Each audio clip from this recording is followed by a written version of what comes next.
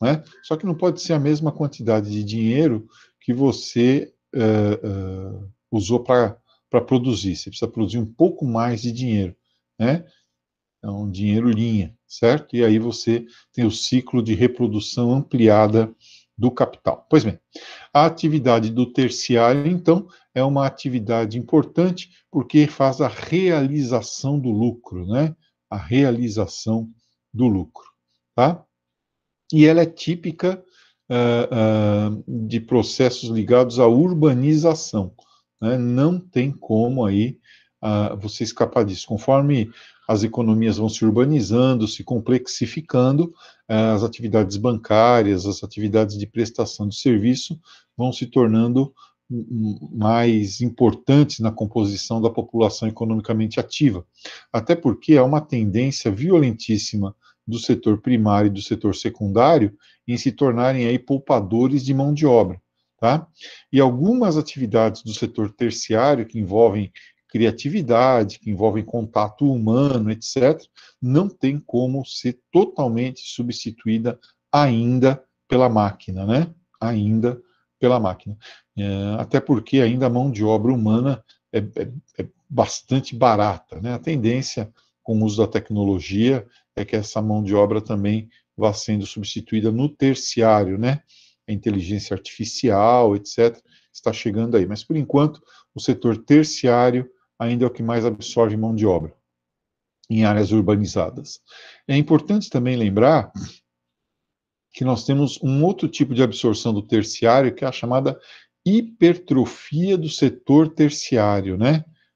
Hipertrofia do setor terciário, quer dizer, o setor terciário cresce além do que deveria, é o chamado crescimento do trabalho informal, né? Os informais, tá? A turma aí que está passando, tem até um outro nome que estão dando hoje em dia, a uberização, né, da mão de obra. Então, cada pessoa está se tornando microempreendedor individual, né? E um prestador de serviços, às vezes, para a própria empresa, para a própria empresa. Tá? Então, a empresa, ao invés de negociar com o sindicato, por exemplo, a empresa negocia com o próprio trabalhador. Ou você, como trabalhador, se associa à empresa, né? Como acontece com o Uber, com 99 lá, tá? Então, você é prestador de serviços para essas empresas. Bem, o que ele está falando? A população economicamente ativa por setor de atividade, assinale a alternativa que explica o significado. Então, está aqui, né? Ó, o grande contingente de trabalhadores no terciário é típico de um país urbanizado, rico ou pobre, que às vezes tem país que se urbanizou, mas não enriqueceu, né? É o caso do Brasil, por exemplo. E tem país ainda que não conseguiu se urbanizar totalmente por conta da necessidade de fazer esse processo de forma lenta, para poder garantir que essas pessoas sejam absorvidas pela economia urbana, tá? Sem causar colapso na infraestrutura urbana, nas escolas, nos hospitais, nas moradias, no abastecimento de água, de energia elétrica, etc. Índia e China são grandes exemplos, né? Países que estão tentando controlar o seu processo de urbanização. O Brasil já conseguiu completar esse processo. Tá? Então, o grande contingente, dado que essas atividades são mais intensas em cidades, né? Vamos para a próxima. Se alguém tiver algum comentário, por favor, fique à vontade. Questão número 2. Baseados na análise de pesquisas e nos dados de vários PNAD, que é uma pesquisa que o IBGE faz, né? Pesquisa Nacional de Análise de Domicílios. Então, eles verificam a capacidade de consumo, aonde os integrantes da casa, né, trabalham, quais são os eletrodomésticos, em que quantidade eles têm em casa. Então, uma série de indicadores, o tipo de conexão, se tem conexão e o tipo de conexão com a internet e assim por diante. Sobre o mercado de trabalho, então, essa daqui, ó, nos últimos 20 anos, o IPEA, então, outro instituto aqui, né, o Instituto de Pesquisas Econômicas Aplicadas, tá meio errado aí, mas tudo bem. Lançou em outubro de 2013, já vai longe 2013, um relatório com informações precisas sobre o trabalho no Brasil naquele momento, né? Vamos lembrar que toda pesquisa desse tipo é uma foto, né? De lá para cá mudou bastante, bastante a composição do mercado de trabalho no Brasil. Em 2013, a nossa taxa de desemprego, a taxa de desocupação era, sei lá, 5%. Hoje em dia ela é 15%. Né? E houve uma queda brutal também na renda, em função da desvalorização do real frente ao dólar e em função também da precarização das relações de trabalho. Entre as informações apontadas, destaca-se que comércio e serviços, né, então o setor terciário, aumentou a sua participação entre 92 e 2012 e a indústria teve queda. E essa queda se acentuou de lá para cá e a precarização aumentou e o desemprego também aumentou e a redução da renda também se fez mais presente. Tá? Olha aqui, isso aqui, ó, informalidade nos superqualificados, né? Os superqualificados, quando eles ficam na informalidade, é porque eles querem, eles viram consultores para ganhar muito dinheiro, né? Mas geralmente os superqualificados eles acabam ficando ligados a empresas, até porque as empresas, as boas empresas, né, entre as boas práticas de governança empresarial, deve estar a retenção de talentos. Vocês, quando forem grandes empresários, quando vocês forem industriais, aí, empresários, donos de redes, de lojas, de supermercado, de fast food, procurem reter os talentos, valorizar os talentos das empresas de vocês, né? O capital humano é extremamente importante, ainda mais quando você lida com clientes, com pessoas. Então, alternativa B. Depois, nós temos aí uma rede de transportes do Brasil, né? Se você perceber, o que está em preto é a malha atual, né? É a malha que já está atuando aqui, certo? Olha aqui, a nossa malha atual. Então, tem umas importâncias regionais, mas é tudo muito dentro da própria região, né? Eventualmente que nós temos algumas coisas aqui indo para integrando regiões, né? Depois, nós temos obras em execução do Plano de Aceleração do Crescimento, ainda dos tempos da Dilma Rousseff, né, que são outras ferrovias aqui que eles estavam querendo abrir, tá? Novos investimentos em construção. Então, aqui nós tínhamos algumas ideias de integração de zonas produtoras, por exemplo, aqui, né, do Centro-Oeste, ó, que é a grande fronteira agrícola, em direção aos nossos portos, né? Em novos investimentos em construção, renovação, né? Coisa que estava parada e estava sendo retomada, e trechos em estudo, avaliação, para no futuro ir acompanhando aí, provavelmente, o progresso do agronegócio. E para o lado de cá também, né? Estão passando por aquele lugar que a gente já viu, Mapitoba, né? Mapitoba, Maranhão, Piauí, Tocantins e Bahia. Bom, em um esforço que superou as previsões mais ousadas da iniciativa privada, o governo federal anunciou ontem o que chamou de maior plano de investimentos em transportes da história. Essa notícia é de 2012. Maior plano de transporte da história, envolvendo a concessão, olha, de ferrovias e rodovias à iniciativa privada. O setor de ferrovias é o que deve receber o maior volume de investimento. Serão 91 bilhões, né, em 10 mil quilômetros de novas linhas, o que não aconteceu, né? Para criar uma malha que ligue as principais regiões produtoras aos seus portos. Então, de novo, nós temos aqui um traçado típico de país subdesenvolvido, em que eu estou criando não integração, mas sim corredores de exportação para que os nossos produtos possam sair mais rapidamente. Né? Além disso, não ter acontecido, não muda, né, a nossa vocação de país agroexportador, né? Não mudaria a nossa característica de país agroexportador. Tá? Olha aqui, essa região aqui é sempre um buraco negro, né? Nossa senhora, nunca tem nada aí. Nenhum mapa tem nada aí. Bom, a reportagem aborda o plano de investimentos anunciado em 2012 pelo governo federal. Aí ferrou tudo, né? Aí vieram as manifestações de 2013, aí 2014 teve eleição, a Dilma foi reeleita, mas o Aécio não aceitou o resultado, barbaridade. Aí começou, não vai ter Copa, não vai ter Olimpíada, não vai ter isso, não vai ter aquilo. Em 2016, né, nós tivemos aí o processo de impeachment. Pois bem, a reportagem 2017 e 18, o governo Temer, né, e 18, no final de 18 eleições, 19 em diante, o governo do presidente Bonoro. Então, nós temos aí. A reportagem aborda o plano de investimentos anunciado em 2012 pelo governo federal, duas justificativas para a prioridade dada ao setor ferroviário. Então, é para você falar as vantagens do setor ferroviário em relação ao rodoviário, né?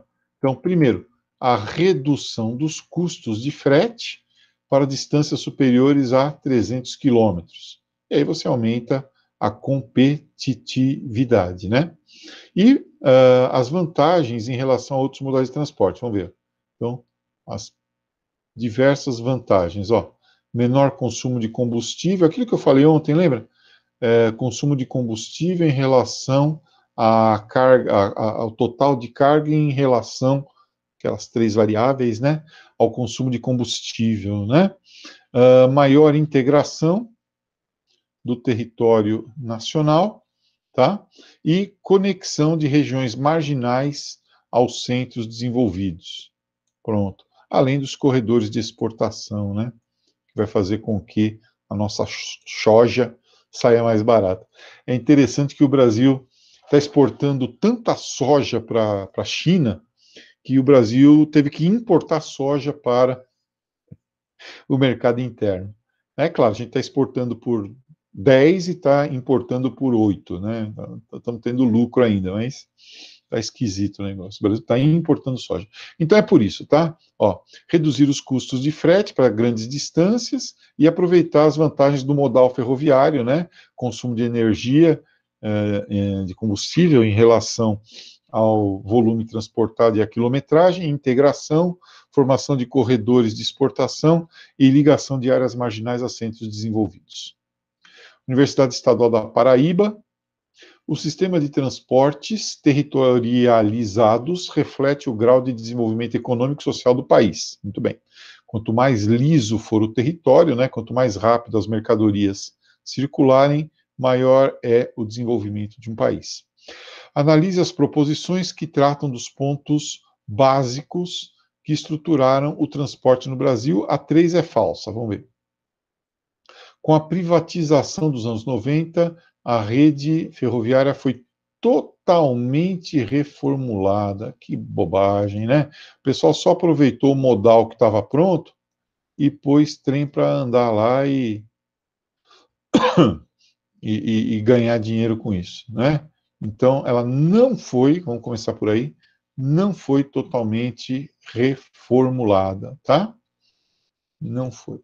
Seus novos donos já concretizaram totalmente. Então, quando tem questões assim que fala totalmente, inteiramente, ou ao contrário, nunca, nenhum, nada, desconfie dessas alternativas, dessas afirmativas, tá?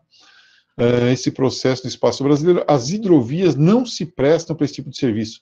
As hidrovias, sim, se prestam para o transporte de cargas pesadas muito bem, muito bem. O governo não investe nesse tipo de transporte por conta de opções políticas ligadas ao rodoviarismo, né? Por isso, essa daqui é completamente falsa. As outras, obviamente, são verdadeiras. Eu só queria destacar essa 4 aqui, que fala sobre o transporte multimodal ou intermodal, ó, que a gente falou ontem. Melhor opção para o Brasil. Vários sistemas de transporte associados. Isso é muito bom, tá? Um complementando o outro, reduzindo o valor do frete e aumentando a nossa competitividade, tá? Questão número 5, da Universidade Federal da Bahia. Os transportes são fundamentais para que um país tenha competitividade no mercado internacional, claro, porque reduz os custos e aumenta a sua capacidade competitiva, né? Na era dos blocos econômicos, como o Mercosul, União Europeia, NAFTA, ASEAN, APEC, da luta sangrenta por mercados, é preciso poder contar com uma rede de transportes bem estruturada. Há muito tempo, nosso país sofre perdas constantes nesse setor, o que aumenta o preço dos nossos produtos, diminuindo a nossa capacidade de vender para o exterior. Tá? Nós não temos também dinheiro para investir nisso. Né? O Brasil é um país muito atrasado ainda. Bem, justifique por que a necessidade de uma rede de transportes adequada e eficiente em um país de dimensões continentais. Poxa, mas isso é muito óbvio, né? Incluído entre as grandes economias do mundo e que quer crescer ainda mais, tá? Então, é devido, né? Então, justifica-se aqui pelo crescente avanço da produção interna, inclusive no território, né? Indo lá para o centro-oeste, para Rondônia, né? Já chegando lá na Amazônia, que favorece, então, o crescimento da economia e, sempre, numa economia globalizada, aumentar a competitividade, tá? Então, o avanço da produção, ok? Para garantir o crescimento econômico e o aumento da nossa competitividade sistêmica no mundo globalizado, em que blocos econômicos aproveitam de vantagens comparativas para reduzir custos de mercadoria, e quem não faz isso acaba ficando para trás, né, acaba não conseguindo participar e vai encolhendo cada vez mais. Relacione, então, pede agora 2 problemas ligados ao planejamento imprevidente das vias de transporte, originados de projetos políticos, olha lá, projetos políticos que sobrepõem aos interesses econômicos e coletivos, colocam os interesses individuais acima dos coletivos. Bem, então, nós temos aqui, por exemplo, a questão do rodoviarismo, né?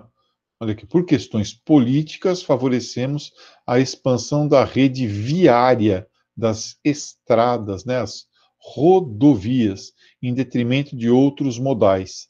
Dessa forma, a economia foi afetada, considerando que a maioria das mercadorias é transportada por um meio de transporte muito caro e nós ficamos reféns dos caminhoneiros, né?